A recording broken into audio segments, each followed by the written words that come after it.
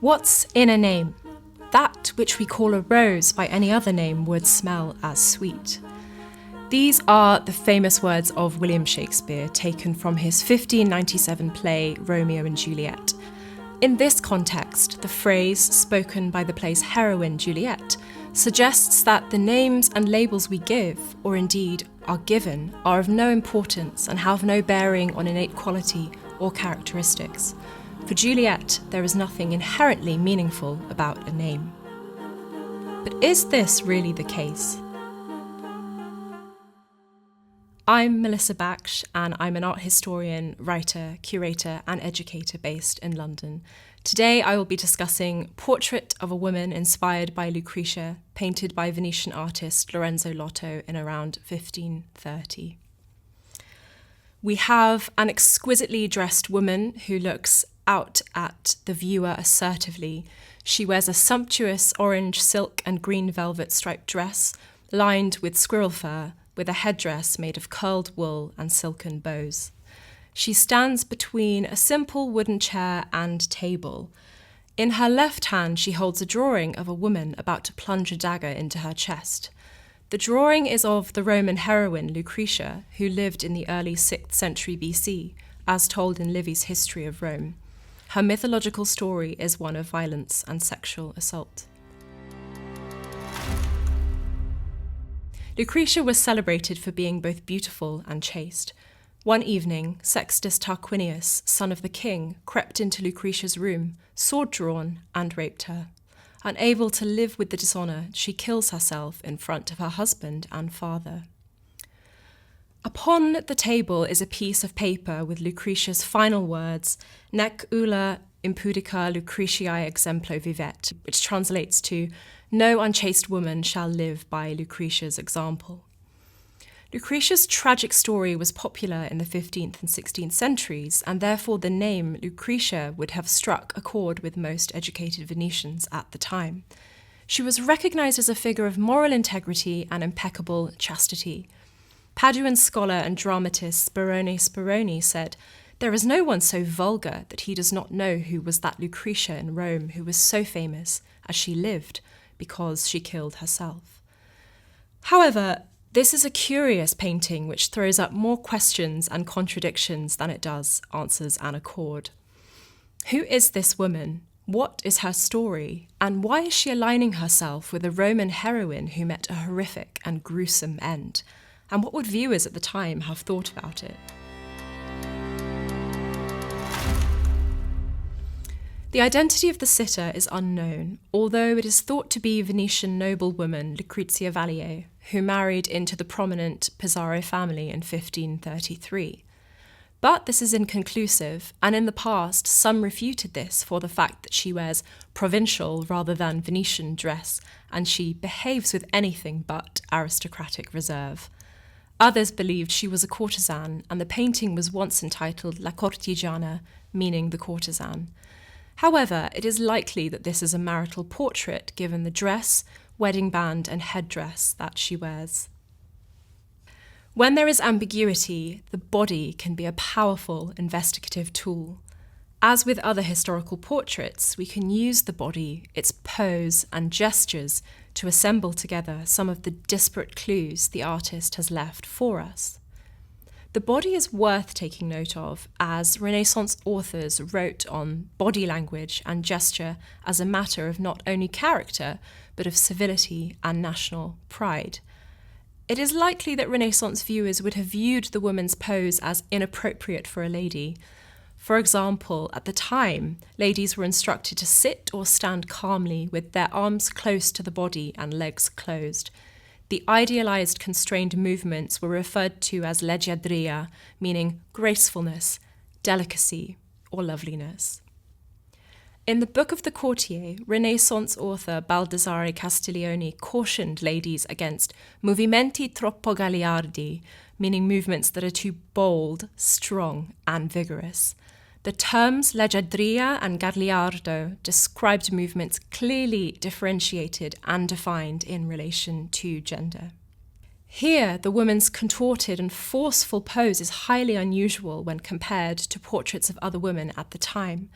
It is what would be described as gagliardo, suitable for a man, but not a woman. But considering this portrait was likely commissioned to convey the woman's character, as well as her wealth and status, why would she have wanted to be represented in such an unconventional way? The clues to this lie in the drawing she holds. Technical analysis shows the work was extensively modified during the process of painting, possibly at the request of the sitter. We know that Lotto toiled over the sketch of Lucretia. Infrared X-rays reveal the image was initially in colour.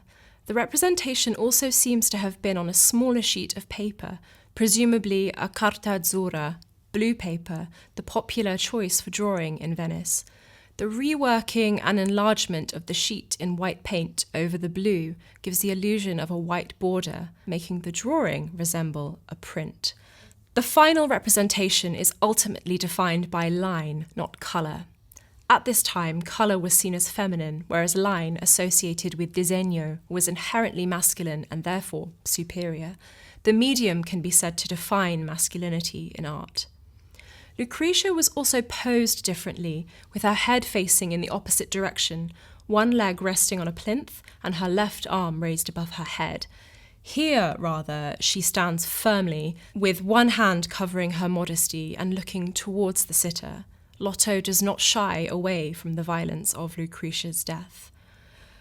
The modern Lucretia creases the paper, but not the figure of her namesake, who is resolute in her representation as well as in her action. The paragon's self-sacrifice was seen as the utmost embodiment of marital faithfulness and chastity. But what is interesting is that Lucretia's suicide was viewed ultimately as a masculine endeavour.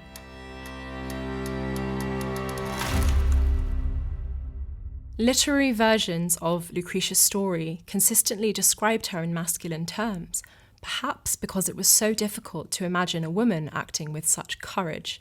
Even Ovid called his Lucretia a matron of manly courage, and Valerius Maximus spoke of a male spirit in a female body. Bahadur Schofferlin's German translation of Livy noted how Lucretia had a manly heart concealed in a womanly breast. What is courageous about Lucretia's death, then, is subsumed under masculinity. This is echoed in the strangeness and the duality of Lotto's portrait. One of the first things we notice is her arresting gaze. In most portraits of women at the time, women are being looked at, something John Berger coined as the male gaze. Here, however, the sitter looks out at us, almost confrontationally, demanding that we meet her eyes. She is looking at us, looking at her, almost weighing up our integrity, asking if we could act so courageously. This is accentuated by the tilt of the head and slight upward direction of the gaze. We can also look at the way her hand is placed with her elbow jutting out sideways. This is known as arms akimbo.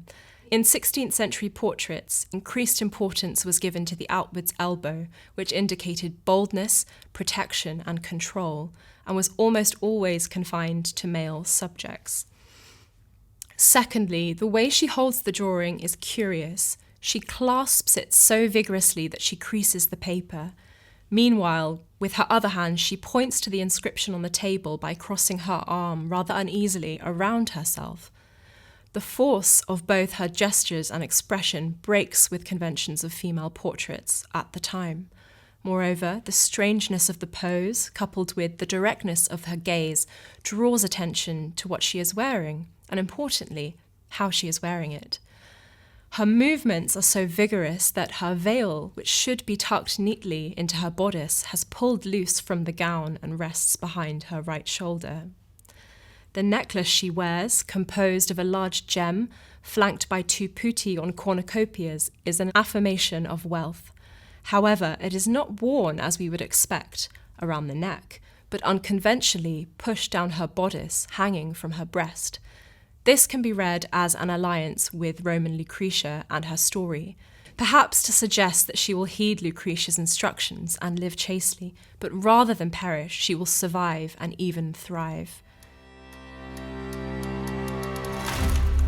We can also look at the space in which the woman occupies. She is penned into a tiny space. There is no luxury in the setting, which we can only find in her. The woman stands between the table and a wooden chair and leans back against the chair, which is turned away from the table. Why do the table and chair not face each other, and why does Lucretia stand so awkwardly between them? The setup of the scene is highly contrived and artificial, meaning that it is intended to provoke notions of an ideal character and exemplary moral code.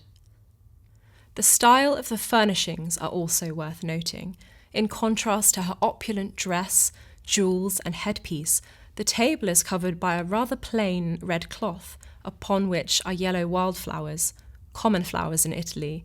Here they likely signify love as sanctified by marriage.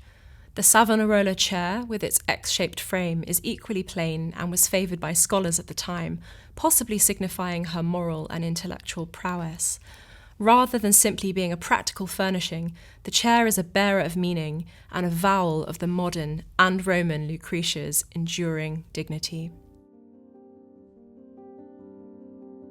In a patriarchal Renaissance society where women's bodies were the possession of their husbands by law, the sitter has taken matters into her own hands and is represented in a way that goes beyond gender stereotypes and norms of the age. And in a world today where women are not the legal property of men in marriage, but women's bodies and clothing are still policed and critiqued in the public arena, we can find great affinity with this woman. By donning the costume and animating the props, like an actor on the stage, she affirms that she can play the part. She can be who she wants to be. She can be both feminine and masculine, beautiful and chaste, bold and virtuous.